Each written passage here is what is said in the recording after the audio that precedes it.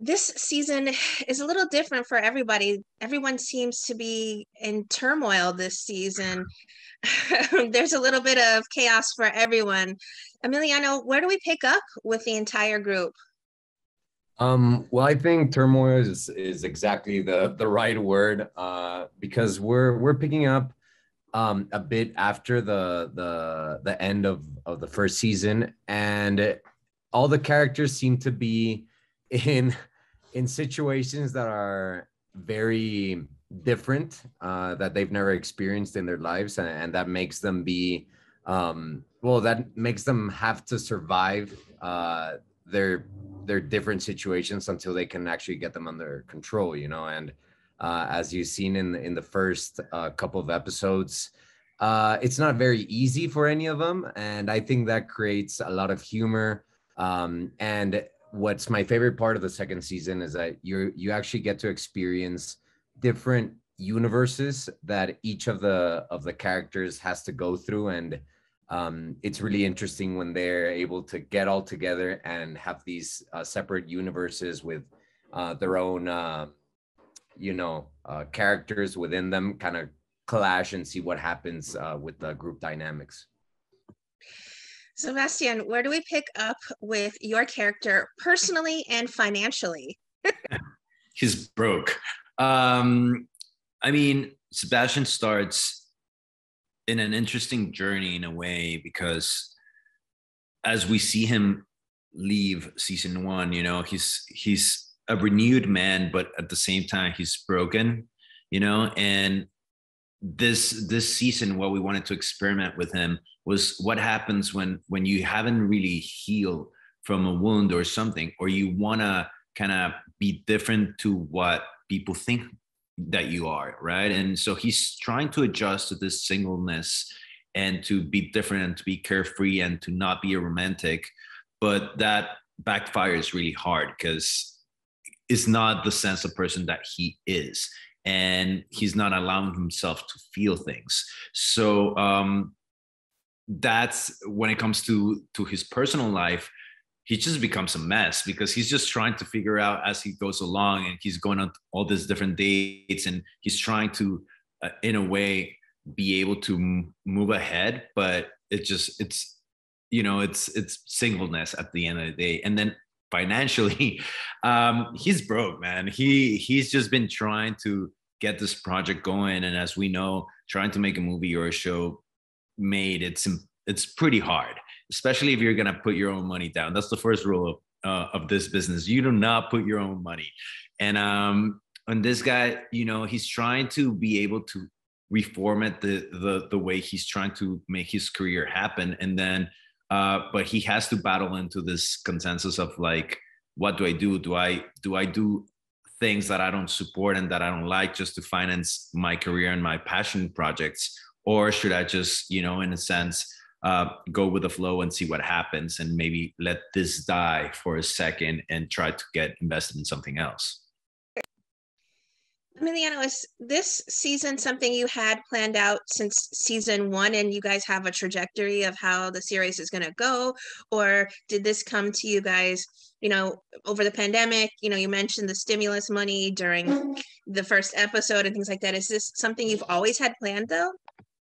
No, actually, that's something that what's kind of interesting, and what I think makes this season so fresh is the fact that we started to write it after finishing, after the first season came out. We saw everything that worked, everything that we thought could be done differently, fix a couple of things. And one of the things that we did was really look into it and be like, what situations do we have to live through these characters for us to really enjoy what makes them unique?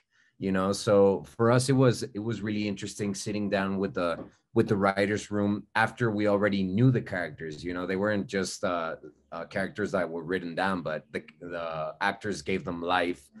Their way of talking, of expressing themselves were very specific.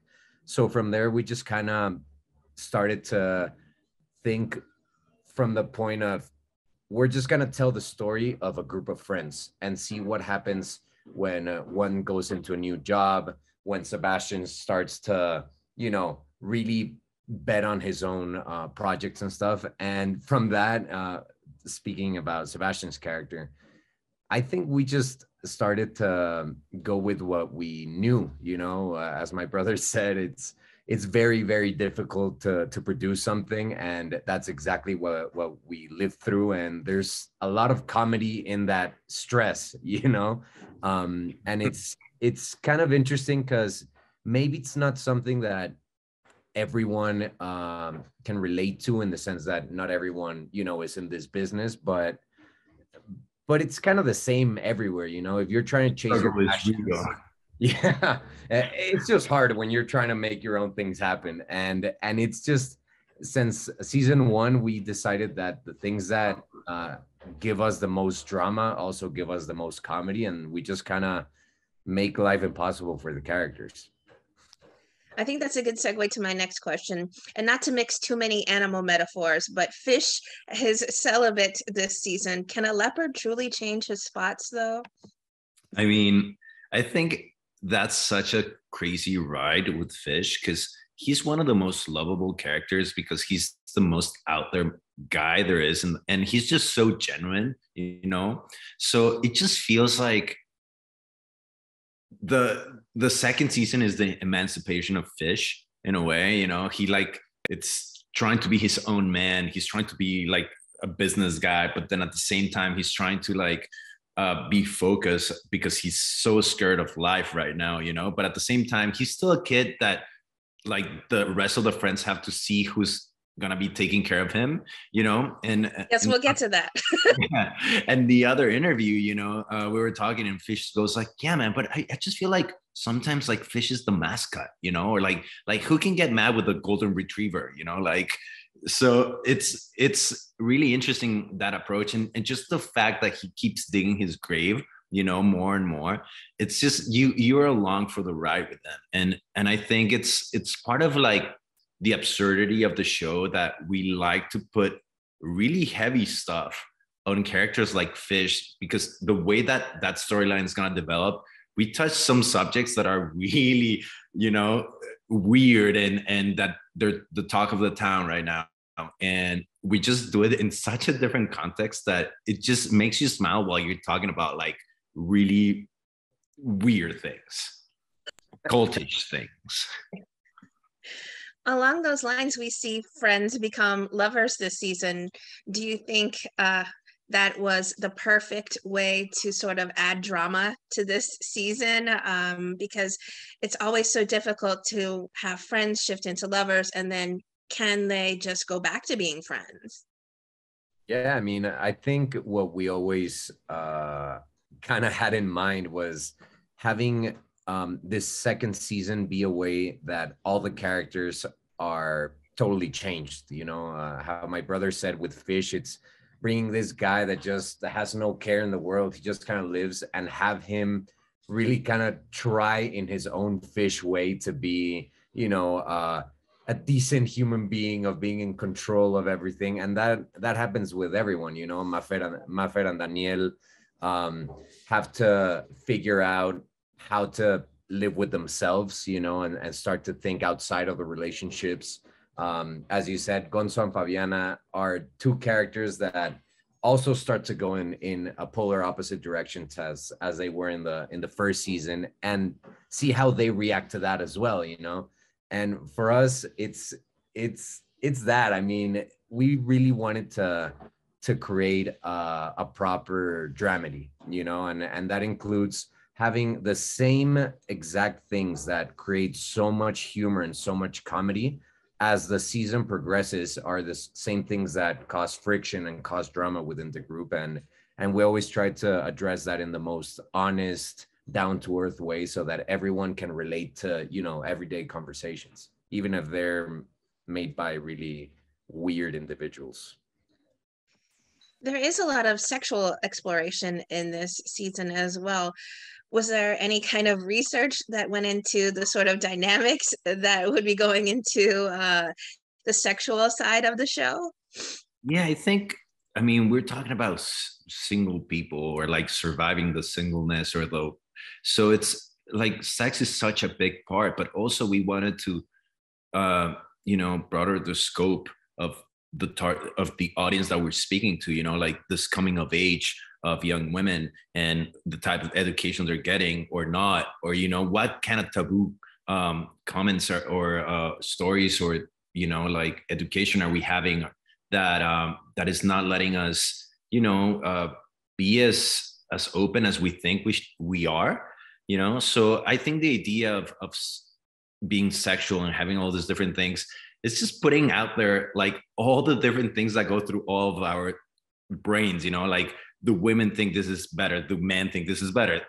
What do we think it's what women want? And I think as long as we can confront that from different points of views, then it becomes funny, because we all have all these ideas of what it is. And of course, when we're talking the subject, like in the school with the schoolgirls, right? We know it's a touchy subject. We know exactly, like, we need to take that with a lot of care, but we also can be ambivalent to the fact that our new generations are way more open and more sexual. And what's the right way to approach that? And the right way to approach it for us is just to be honest and to be forefront about things and not try to, criticize any idea. Everyone is there to be a point of view, and then the audience gets to choose what they believe in. Yes. Bullshit. Excuse me about that.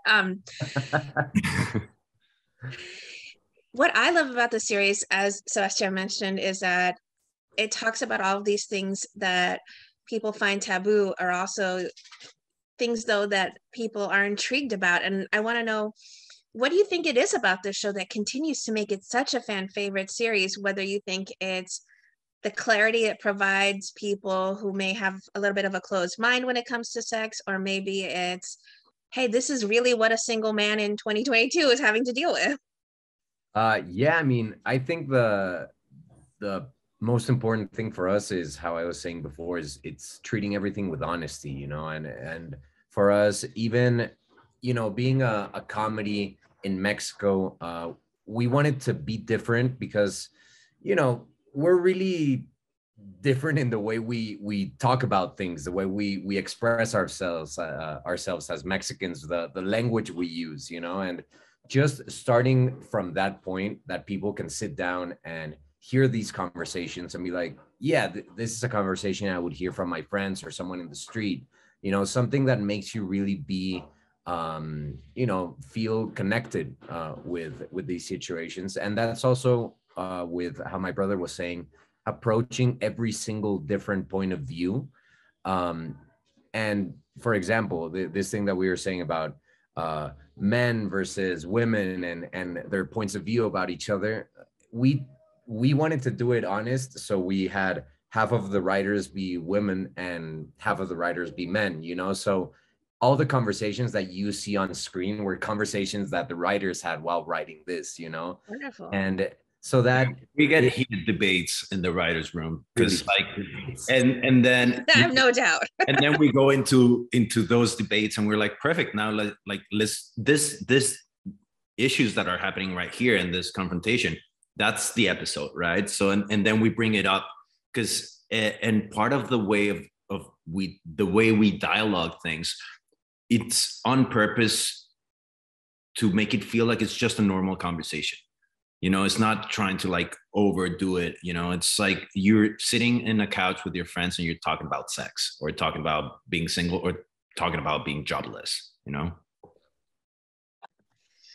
those are all of my questions. So thank you guys so much. And I appreciate you putting up with the brief interruption.